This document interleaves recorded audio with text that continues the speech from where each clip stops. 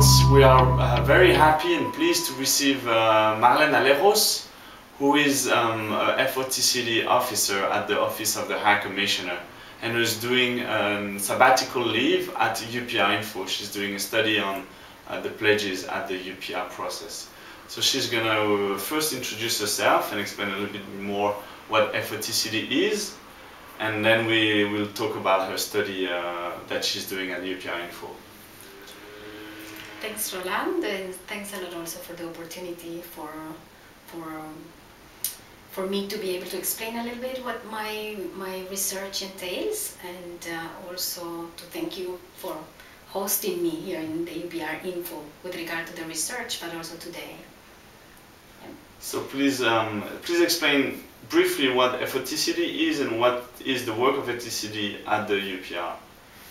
FOTCD, in fact, the acronym stands for the Field Operations and Technical Cooperation Division. It's the operational arm of the Office of the High Commissioner for Human Rights. It's the one that implements the mandate of the High Commissioner.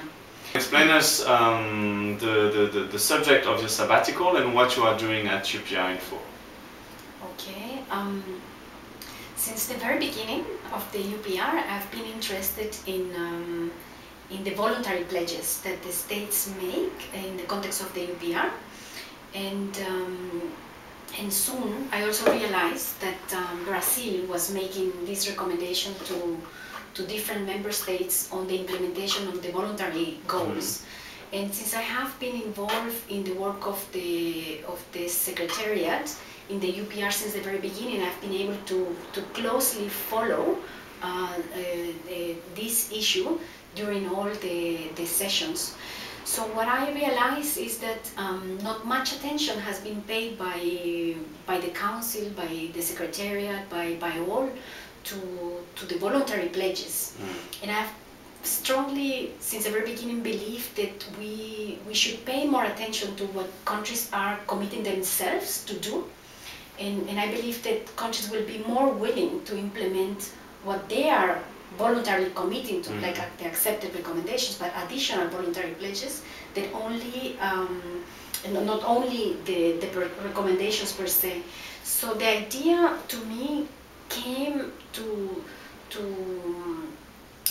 think about how we could give more visibility about the pledges, and I was very encouraged when I saw the database of UPR Info developed together with the professor McMahon from the University of Vermont, and we started using the database, and I realized that it was a useful tool for us in the Office of the High Commissioner for Human Rights, for the High Commissioner herself in her dialogue with the countries, but also for the international community as a whole. It allows us to have an easier access to the recommendations, and be able also to see what type of recommendations were being made and the position of the state with regard to these recommendations. But when I saw also the database and the UPR documentation, I realized that still the pledges were lost, and that no one was really keeping track of the recommendations, because they are not just documented in one section of any one report. Yeah, it's difficult. You have to look at different reports to find them. Exactly, and so that's how I came to the idea of discussing with you, how also, and with Professor, how we could also make use of the database that you've developed to expand the database, and also see how we could apply the methodology of the analysis by categories of action, the pledges, exactly, of the categories, which is very interesting indeed to see that the methodology in a way can be adapted and it's useful. So we are now working on analyzing those pledges, and I think they will be ready by February in the database. That's what we are aiming for.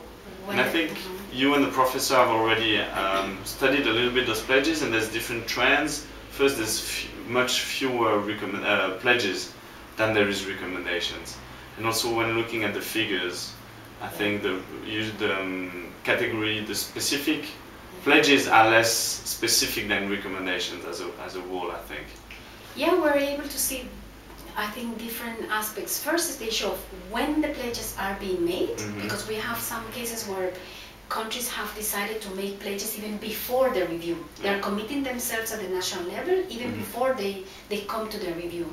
In other cases, we've seen that countries, when they see the recommendations, they immediately react and realize that they either don't want to accept the recommendations, but they're willing to do something about the issue being raised, and therefore they are willing to make pledges, some of them on the spot during the UPR review. Other countries have gone back home, back to their own countries after the review, before the adoption of the outcome, and then define how much they can commit in terms of making additional pledges.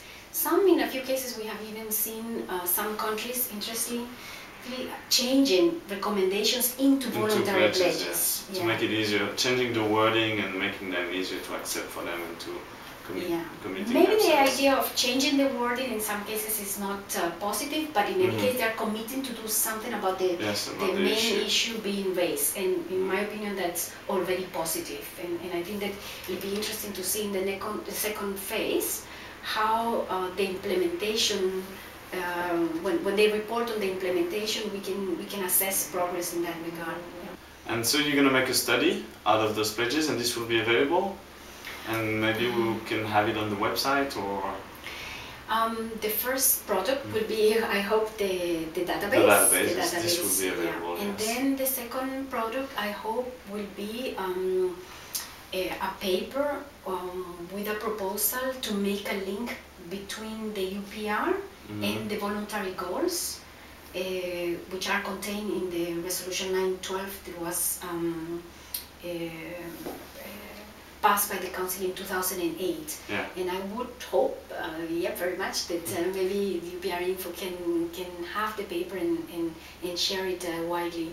This is in fact the proposal that we are discussing now together in the office in a series of regional workshops, and hopefully the idea of linking the UPR with the goals will be accepted, and we will be seeing in 2018 how the states will be reporting on the progressive implementation of the set of these 10 human rights voluntary goals, and using information contained in the UPR to actually assess the progress they've made with regard to the voluntary goals. So I look forward to finalizing that proposal and sharing it with you so that it can be further discussed. Well, we'll be following closely your work, and thanks again for doing this sabbatical with us. We're very happy about this project, about those pledges. We believe also that they're very important, and we're looking forward the launch of this new adapted database hopefully in February with those pledges. Thank you. Thank you very much. Bye. Okay, thanks. Bye.